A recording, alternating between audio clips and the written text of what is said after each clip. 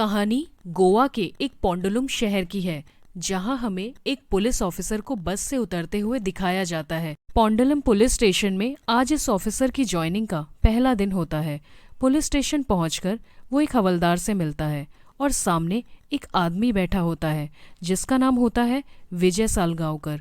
वो police officer हवलदार से विजय के बारे में पूछता है तो हवलदार बताता है कि इसने जो किया है वो तो कोई सोच भी नहीं सकता।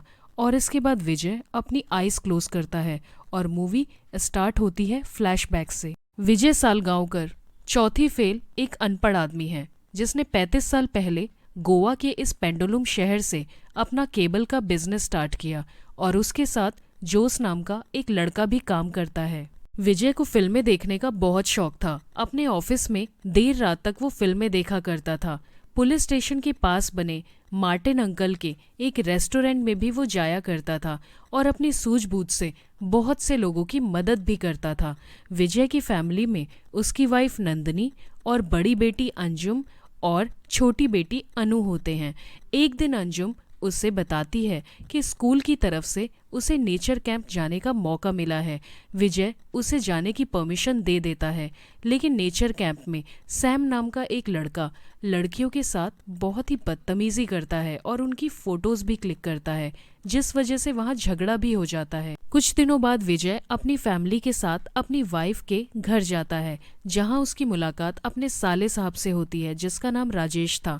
राजेश एक सोशल एक्टिविस्ट है जिसने हाल ही में स्टोन क्वेरी का काम बंद करवाया क्योंकि वो नेचर के अगेंस्ट था। अगले दिन मार्टिन अंकल अपने रेस्टोरेंट में विजय की मुलाकात कॉन्ट्रैक्टर से करवाते हैं जो नए पुलिस स्टेशन को बनाने का काम कर रहा था। विजय उस कॉन्ट्रैक्टर से अपने गैराज का काम कराने के लिए भी कहता है। अब हमें अगले दिन दिखाते हैं कि विजय अपने घर के पीछे एक कंपोस्ट के लिए गड्ढा खोद रहा होता है। उसी दौरान उसकी वाइफ स्वामी चिन्मयानंद के सत्संग में जाने के लिए कहती है, जिसके लिए विजय साफ मना कर देता है। फिल्म के अगले सीन में विजय कॉन्ट्रैक्टर के साथ मार्टिन अंकल के रेस्टोरेंट में पहुंचता है, जहां सब इंस्पेक्टर गायतोंडे भी आ जाता है और वो कॉन्ट्रैक्टर पर बहुत गुस्सा करता है क्योंकि कॉन्ट्रैक्टर ने सब इंस्पेक्टर गायतोंडे की कंप्लेन उसके सीनियर ऑफिसर से कर दी थी क्योंकि उसने कॉन्ट्रैक्टर से घूस मांगी थी। इस दौरान विजय भी उनके झगड़े में पड़ जाता है और वो सही गलत समझाने लगता है, जिससे सब इंस्पेक्टर गायतोंडे गुस्से में आकर विजय को मारने की कोशिश करता है, लेकिन तभी सभी लोग उस झगड़े को वहीं रोक लेते हैं। अब हमें अंजुम को दिखाते हैं जो मार्केट से घर आ रही होती है। तभी नेचर कैंप वाला वही बदमाश लड़का सैम उसके पास आता है और अपने फोन में अंजुम को उसकी अश्लील पिक्स दिखाता है जो उसने नेचर कैंप के दौरान धोखे से ले ली थी।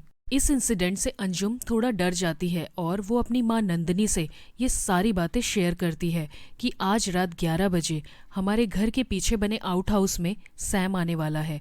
जब सैम वहाँ पहुँचता है तो वो अंजुम पर बहुत गुस्सा करता है क्योंकि वहाँ पर उसकी माँ नंदिनी भी थी। अब सैम गुस्से में आकर उन सारी पिक्स को सोशलाइज करने की बात करता है, जिस पर नंदिनी और उसकी बेटी अंजुम दोनों ही उससे फ़ोन छीनने की कोशिश करती हैं, लेकिन नहीं छीन पाती। आखिरकार नंदिनी सैम से रिक्वेस्ट करती है कि वो इन सारी पिक्स को डिलीट कर दे, लेकिन सैम उनकी बात नहीं मानता और दोनों से ही बदतमीजी करने लग जाता है।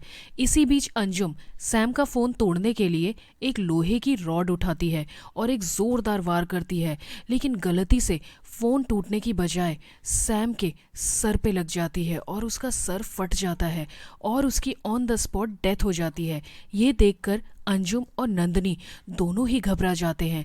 अब वो उस डेड बॉडी को पैक करने लगते हैं, जिसे उनकी छोटी बेटी अनु देख लेती है। सैम की डेड बॉडी को नंदिनी और अंजुम घर के बैक साइड में कंपोस्ट के लिए किए गए गड्ढे में डाल देती हैं और उसे वहीं दफना देते हैं। अब उन्हें इंतज़ार था तो विजय के घर वापस आने का। विजय ऑफिस से जब घर आता है तो ये सब उसको इस इंसिडेंट के बारे में बताते हैं, जिसे सुनकर विजय सन्न रह जाता है। दफनाई गई डेड बॉडी के पास कुछ देर खड़े होकर विजय कुछ सोचता है और उसके बाद नंदिनी और अंजुम को आउट हाउस की सफाई करने के लिए कहता है। सफाई के दौरान विजय की नज़र सैम के टूटे हुए फ़ोन से निकली हुई सिम पर पड़ती है और उसे ध्यान आता है कि फिल्मों में कैसे सिम से लोकेशन ट्रेस कर ली जाती है। वो उस सिम को एक कागज़ में उठाकर अपनी पॉकेट में रख लेता है। इसी बीच अंजुम को सैम की कार की मिलती है। विजय उसे भी अपने पास रख लेता है और नंदिनी से कहता है कि जब तक वो वापस ना आए घर के खिड़की और दरवाजे बंद कर लेना। फाइनली विजय को सैम की येलो कार मिल जाती है। वो जैसे ही उसका डोर ओपन करता है, कार का सायरन बजने लगता है, जो पास के घर में पासपोर्ट वेरिफिकेशन के लिए आए हुए सब इंस्पेक्टर गायतोंडे सुन लेता है और वो देख भी लेता है, लेकिन वो श्योर नहीं होता कि ये विजय सालगांवकर ही है। वो पास खड़े लोगों से भी इस बारे में पूछता है, लेकिन वो भी दूर से देखकर श्योर नहीं होते कि ये विजय ही है। अब विजय उस येलो कार को उनके सामने से लेकर चला जाता है और रास्ते भर में वो इसी बारे में सोचता रहता है कि आखिर इस मुसीबत से छुटकारा कैसे पाया जाए। तभी उसकी नज़र स्वामी चिन्मयानंद के सत्संग जो 2 और 3 अक्टूबर को हो चुका था, उसके एक बैनर पर पड़ती है। विजय को एक आइडिया आता है। अब वो एक फ़ोन शॉप पे जाता है और वहाँ एक सेकंड हैंड मोबाइल खरीदकर सिम को उसमें डाल देता है और उसके बाद उस फ़ोन को एक नेशनल परमिट वाले ट्रक के अंदर फेंक देता है। विजय सैम की येलो कार को एक तालाब में डंप कर देता है, जहां पर लोगों का आना जाना बहुत ही कम था। अब वो अपने ऑफिस आता है और जोस को इस बारे में बताता है कि कल वो स्वामी चिन्मयानंद के सत्संग में अपनी पूरी फैमिली के साथ जाएगा, इसलिए वो ऑफिस नहीं आ पाएगा। विजय घर आकर नंदिनी को भी इसी बारे में बताता है, लेकिन नंदिनी हैरानी से विजय की तरफ देखती है और कहती है कि स्वामी चिन्मयानंद का सत्संग तो 2 अक्टूबर और 3 अक्टूबर को था, लेकिन आज तो 4 अक्टूबर है, तो फिर हम क्या करेंगे वहां जाकर। इस पर विजय नंदिनी से कुछ भी नहीं कहता और बस चलने की तैयारी करने के लिए कहता है। वहीं दूसरी तरफ हमें दिखाते हैं कि सैम गोवा की आईजी मीरा देशमुख का एक लौता बेटा होता है, जो अपने बेटे के घर वापस ना आ पाने की वजह से काफ़ी दुखी होती है। इधर विजय अपने पूरे परिवार के साथ पणजी चला जाता है स्वामी चिन्मयानंद के सत्संग की जगह पर। वहाँ पूरा दिन स्पेंड करता है और उसके बाद एक होटल बुक करता है। फिर ये चारों एक रेस्टोरेंट में जाते हैं और फिर मूवी देखते हैं और उसके बाद अपने गांव यानी पेंडुलम की बस लेकर ये वापस अपने घर आ जाते हैं। अब हम देखते हैं कि सैम की येलो कार पुलिस आखिरकार एक तालाब से बरामद कर लेती है, जिस पर मीरा देशमुख और उसके पति महेश देशमुख मीडिया में इस न्यूज़ को जाने के लिए मना करते हैं और इसे एक हिडन केस की तरह ही जारी रखने के लिए कहते हैं।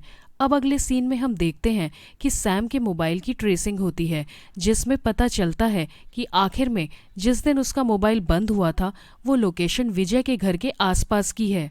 इस केस के बारे में जब सब इंस्पेक्टर गायतोंडे को पता चलता है तो उसे कहीं ना कहीं लगता है कि येलो कार में उस दिन उसने विजय को ही देखा था, लेकिन वो श्योर नहीं था। अपनी इस बात को प्रूव करने के लिए वो मार्टिन अंकल के रेस्टोरेंट में जाता है, जहां विजय भी था, और वो इस केस के बारे में और येलो कार के बारे में डिस्कस करता है, ये देखने के लिए कि अगर विजय कोई रिएक्शन देगा तो इसका मतलब कार में वही था उस दिन, और होता भी ऐसा है। विजय तुरंत उसकी बात पर रिएक्ट करता है, जिससे सब इंस्पेक्टर गायतोंडे श्योर हो जाता है कि उस दिन विजय ही उस कार को ड्राइव कर रहा था।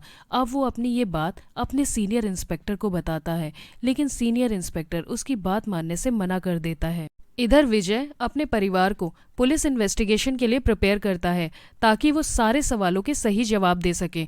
उधर पुलिस को पता चलता है कि कुछ दिनों पहले सैम एक नेचर कैंप में गया था। पुलिस पूछताछ करने के लिए अंजुम के स्कूल आती है। अंजुम सारे सवालों के बिना डरे जवाब देती है। अब पुलिस विजय के घर जाती है और उससे भी पूछताछ करती है। विजय बताता है कि 2 तारीख को वो अपनी फैमिली के साथ स्वामी चिन्मयानंद जी के सत्संग में पणजी गया था और 3 तारीख को वो सब वापस लौटे थे। वो सारे बिल्स भी दिखाता है। इसके बावजूद भी मीरा देशमुख विजय के सारे परिवार को पुलिस स्टेशन बुलाती है और अलग अलग कमरे में उनसे पूछताछ करने के लिए कहती है। हैरानी की बात यह होती है कि पूरा परिवार एक जैसा ही जवाब देता है, जिसे देखकर मीरा को लगता है कि शायद वो गलत है और ये परिवार सही है। लेकिन तभी गायतोंडे कहता है कि मैडम, मैंने येलो कार में विजय को ही देखा था। अगर ऐसा नहीं निकला तो फिर मैं अपनी नौकरी से रिजाइन कर दूंगा। मीरा को लगता है शायद गायतोंडे सही कह रहा है। अब मीरा ऑर्डर देती है कि उन सारे चश्मदीदों को यहाँ लेकर आया जाए जो 2 और 3 अक्टूबर को विजय और उसकी फैमिली से इंटरेक्ट हुए थे। उनसे मिलकर ही आखिर पता चल पाएगा कि असलियत क्या है। अगले सीन में विजय अपनी पत्नी के भाई यानी राजेश से मिलता है। राजेश एक सोशल एक्टिविस्ट था। विजय उसकी इतनी मदद चाहता था कि जब पुलिस वाले उसे और उसकी फैमिली को लेकर जाएं तो राजेश अपने मीडिया फ्रेंड्स को बस उस जगह पर लेकर आ जाए। राजेश इस बात के लिए हाँ कर देता है। मीरा पूछताछ के लिए सबसे पहले जोस को बुलाती है। जोस बताता है कि 2 तारीख को विजय पणजी गया था स्वामी चिन्मयानंद जी के सत्संग के लिए। उसके बाद 3 तारीख को वापस आते समय उसने होटल में स्टे किया था, रेस्टोरेंट से खाना ऑर्डर किया और मूवी देखने के बाद वो बस में अपनी फैमिली के साथ वापस आ गया। अब मीरा एक एक करके होटल के मालिक, रेस्टोरेंट के ओनर, थिएटर के प्रोजेक्ट मैनेजर और बस कंडक्टर से पूछताछ करती है और फाइनली उसे यही पता चलता है कि विजय 2 अक्टूबर को स्वामी चिन्मयानंद जी के सत्संग के लिए गया था और 3 तारीख को वापस आया। मार्टिन अंकल से पूछताछ के दौरान वो पुलिस को उस कहानी को सुनाते हैं जो विजय ने सत्संग में सुनी थी, क्योंकि विजय वापस आकर उस कहानी को सबको सुनाता है।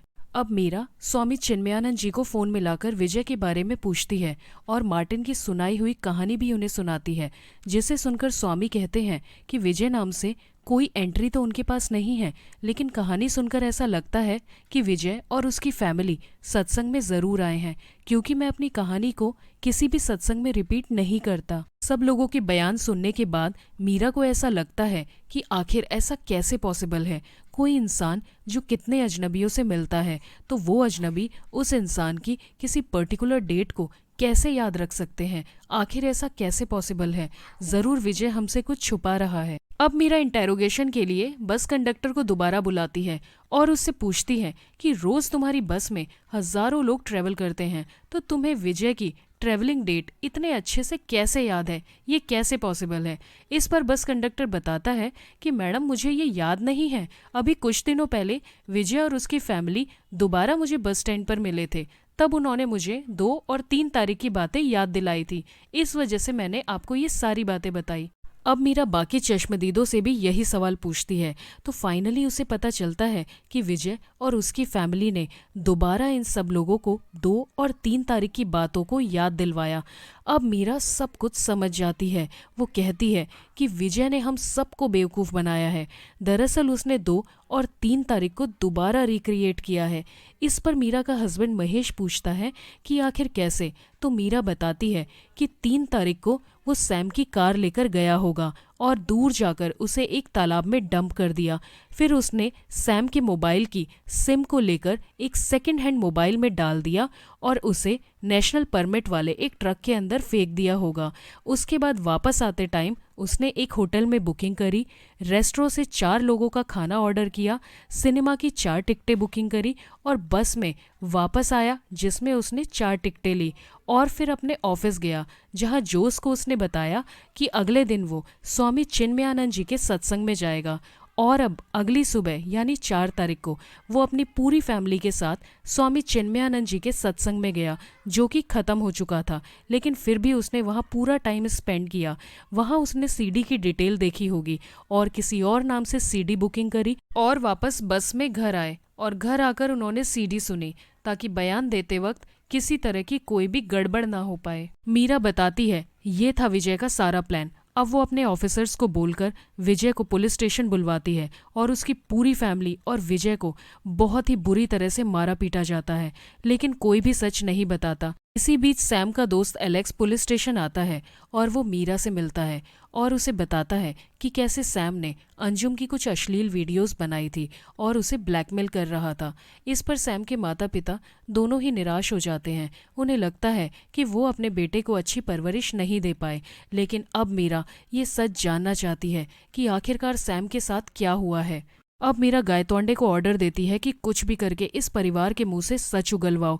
गायतोंडे सबको बहुत बुरी तरह से मारता पीटता है और आखिरकार वो परिवार की सबसे छोटी बेटी अनु पर भी हाथ उठाता है, उसे भी बेरहमी से मारता है और डराता है। आखिरकार डर के मारे अनु सबको सच बता देती है कि कैसे उसकी फैमिली ने लाश को किस जगह पर गाड़ा है, और ये सुनकर सब भौचक्के रह जाते हैं और सब मिलकर फाइनली पहुंच जाते हैं उस डेस्टिनेशन पर जहां लाश को दफनाया गया था। यहाँ खुदाई का काम शुरू हो जाता है और देखते ही देखते लोगों का एक जमघट लग जाता है। मीडिया पर्सन भी यहाँ पर आ जाते हैं और आखिरकार हम देखते हैं कि गड्ढे में से एक लाश को निकाला जाता है, लेकिन जो किसी इंसान की नहीं बल्कि एक मरे हुए जानवर की लाश थी, जिसे देखकर आईजी मीरा देशमुख, उसके पति और पुलिस ऑफिसर्स सारे ही चौंक जाते हैं। अब विजय अपनी फैमिली के साथ मीडिया के सामने आता है और उन्हें बताता है कि कैसे पुलिस वालों ने उन पर इतना अत्याचार किया जबकि उनकी कोई भी गलती नहीं थी। वहां पर खड़ी पब्लिक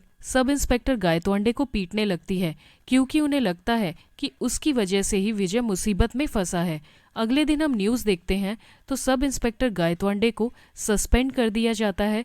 इस केस से जो भी ऑफिसर जुड़े होते हैं उनका ट्रांसफ़र हो जाता है और आईजी मीरा देशमुख को एक लंबी छुट्टियों पर भेज दिया जाता है। फ्लैशबैक से मूवी अब सीधा स्टार्टिंग सीन में आती है जहां विजय थाने में बैठा हुआ था।